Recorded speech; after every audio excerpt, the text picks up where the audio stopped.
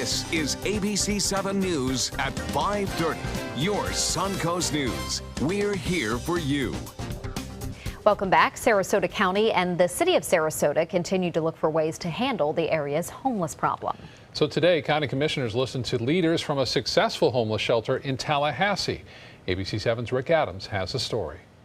It's not that easy. It's really, really hot outside right now. What Anthony Hager is talking about is being homeless. The street is where he's lived on and off for many years. He tells us he's all for a come-as-you-are homeless shelter that's currently being discussed in Sarasota County, even utilizing his construction skills. I would actually be willing to be part of building a place like that. Leaders from the Kearney Center for Comprehensive Emergency Services in Tallahassee spent their Tuesday in Sarasota. Its facility built from a public-private partnership. One of their stops was in front of county commissioners, where they talked about how they successfully help the homeless with a dignified approach. Its founder, Richard Kearney, believes it's success that can be enjoyed in Sarasota County as well. We've created a safe, respectful environment that's healthy. There's no bed bugs, there's no communicable diseases, there's nobody with knives and guns, there's no fighting at night. Homelessness continues to be a very real problem here on the streets of Sarasota County.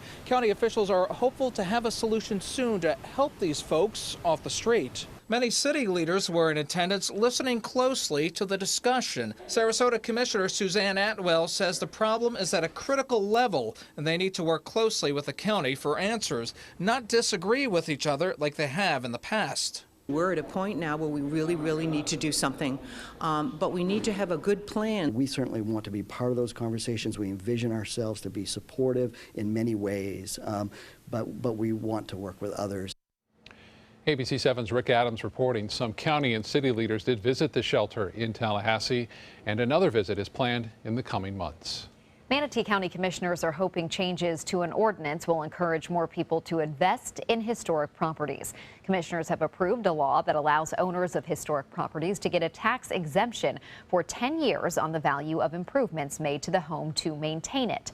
If a nonprofit group owns the property and it is open to the public, 100% of its value would be tax exempt. The exemptions apply only to property taxes levied by the county. The changes in the ordinance come after the Beth Salem house in Oneiko was torn down, so a racetrack gas station could be built earlier this year.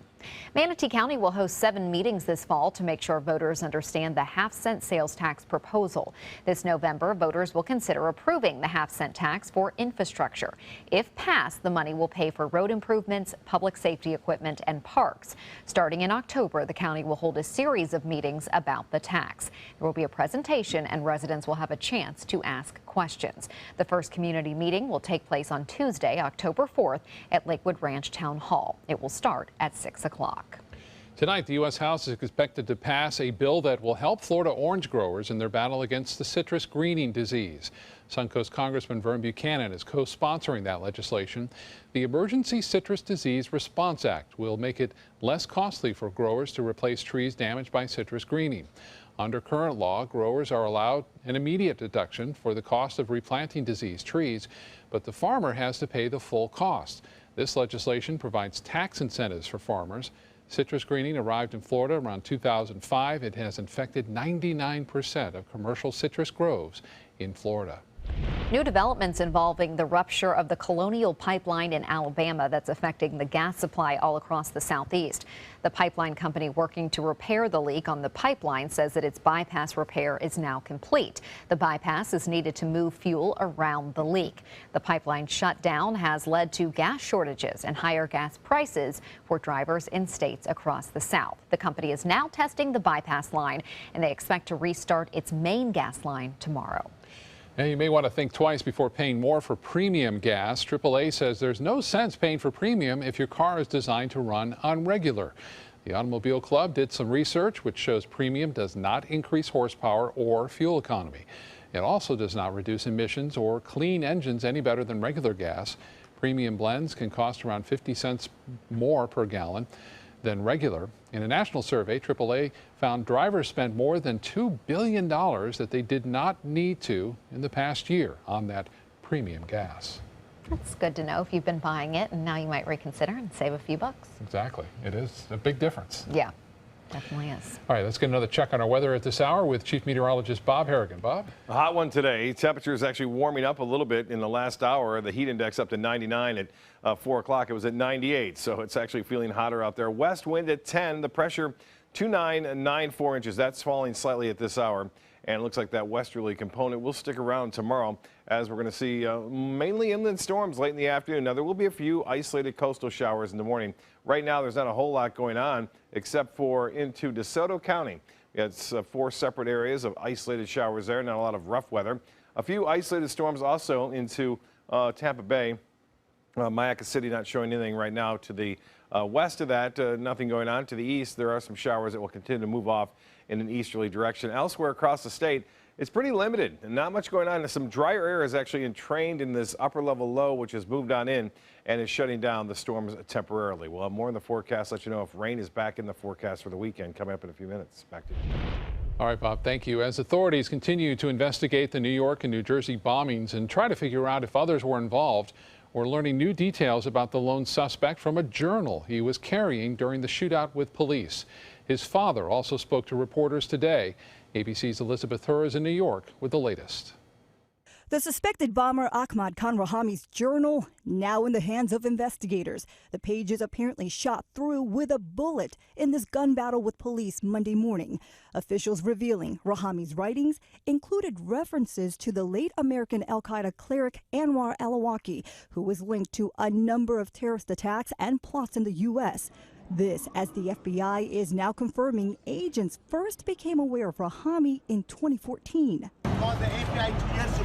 After Rahami's father contacted the FBI to report that his son was interacting with bad people, a statement he later recanted. The FBI still looked into Rahami's travels in 2013 to Pakistan, a known hotbed of extremism, and later to Afghanistan, where he stayed for almost a year. Rahami claimed he was visiting his wife and family. The FBI investigated and determined there was no evidence of radicalization. The question is also, what was the radicalization process? Is he telling the truth as to where he went? Did he go to Turkey or Syria? And obviously, these trips are going to be the foundation for much more in-depth investigations. So questions remain. What was the suspect's motive, and did he have any help? We do know that he's still in the hospital, apparently refusing to cooperate, with his first court date now set for next Wednesday. Elizabeth Hur, ABC News, New York. President Obama has delivered his final address to the United Nations General Assembly. In his speech, the president reassured foreign leaders that the world is better equipped to tackle its challenges than it was at almost any point in history. He also painted a dark picture of a world divided by those who want to cooperate with global partners and those who want to retreat into division and isolationism. Despite enormous progress, as people lose trust in institutions, governing becomes more difficult, and tensions between nations become more quick to surface. I want to suggest to you today that we must go forward and not backward. Also in his speech, President Obama took an indirect jab at Republican presidential nominee Donald Trump. He declared that a nation ringed by walls would only imprison itself. A Manatee County school taking part in International Day of Peace. McNeil Elementary School in Lakewood Ranch celebrating today in the school's courtyard. The Wildcats dedicated a peace pole decorated with pinwheels. The students then formed a large peace sign. The principal then went on the roof of the school to take a photo, and proceeds from the sales of that photo will go to UNICEF and support education programs at McNeil Elementary. Fantastic. Yep. Still to come in your Suncoast News, fine-tuning teaching methods to help kids with autism.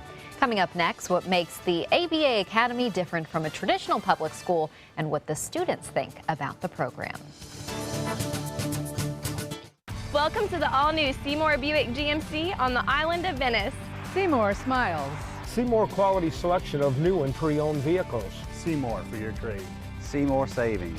The 2017 Acadia Limited makes a strong first impression. Step up to GMC and get $3,000 in bonus cash on select 2017 GMC Acadia Limiteds. Seymour now at Seymour Buick GMC on the island of Venice. Go to SeymourBuickGMC.com.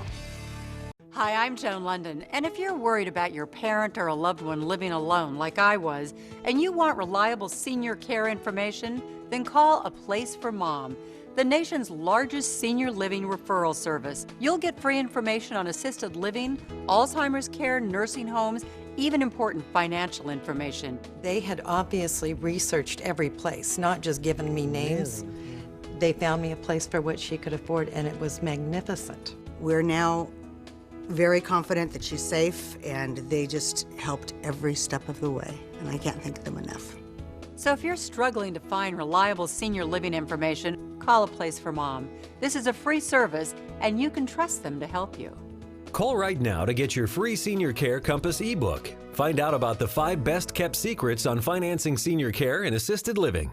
Call now, 800-290-0352. 800-290-0352.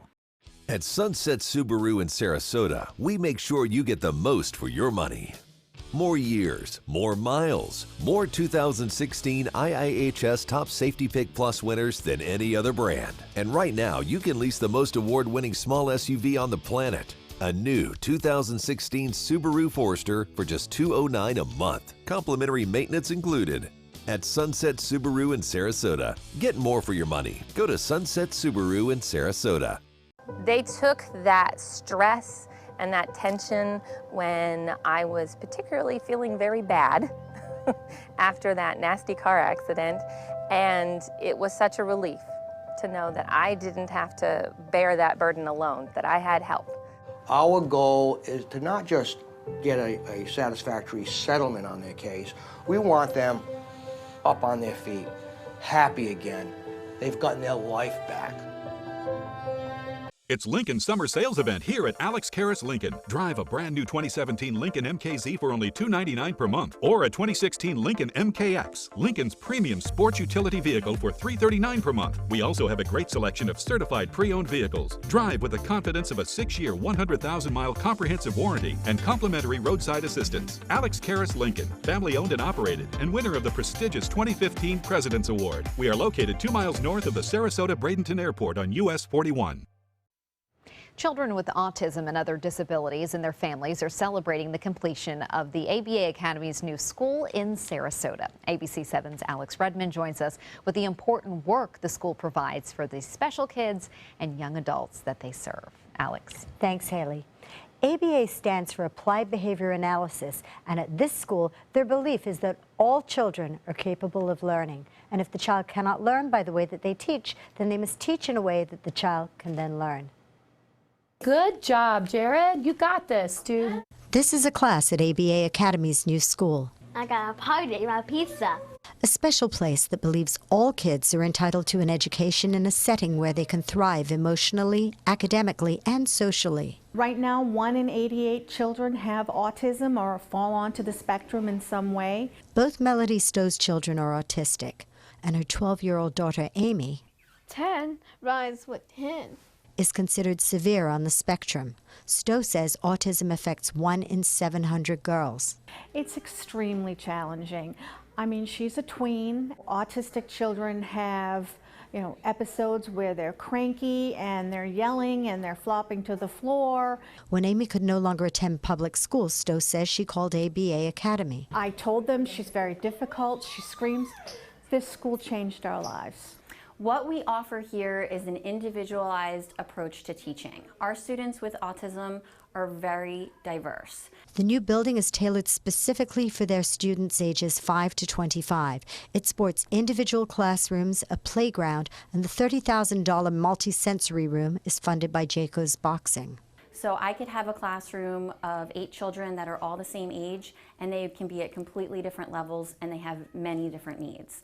This is Logan and this is Dylan, and these guys are best buddies, and they're going to explain why their friendship is so very special. When I get mad or scared or confused, Logan is always there to calm me down no matter what. Well, I just try to talk to him and become friends and stuff like that.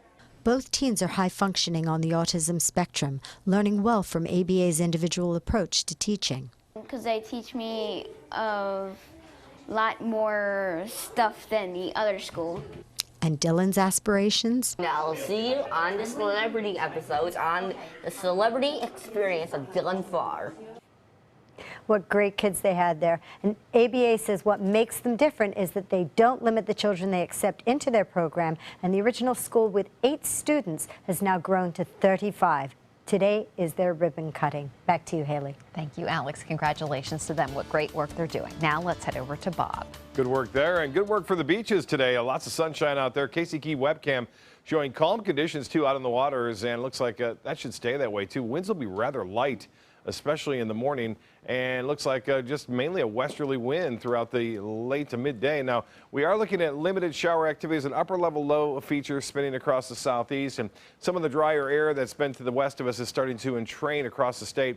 And what that means is limited activity, although temperatures were warm enough today in the low 90s, and there's been plenty of low-level moisture around to kick off just a few isolated showers and storms, but once they build, they quickly fade away as they reach that dry air in the mid to upper levels of the atmosphere. You can see a little activity there into DeSoto County, not much in Manatee or Sarasota counties, and it looks like it'll stay pretty quiet this evening. So if you have something planned, looks to be pretty good. 90 degrees, feels like about 100 degrees. Sunshine and west winds are at 10. The pressure's actually been falling slightly, and it's at 29.94 inches. The high today, above average 91, 5 degrees shy of the record set back in 1925. This morning's low, that too, running well above where it should be normally for this time of year. No rainfall, and for the month now, we're 1.5 inches below average. For the year, just 0.13 of an inch below average. Temperature statewide, 89 in Pensacola. It's a bit cooler in Jacksonville where the rain has been, and so is it Miami, into 82 degrees there.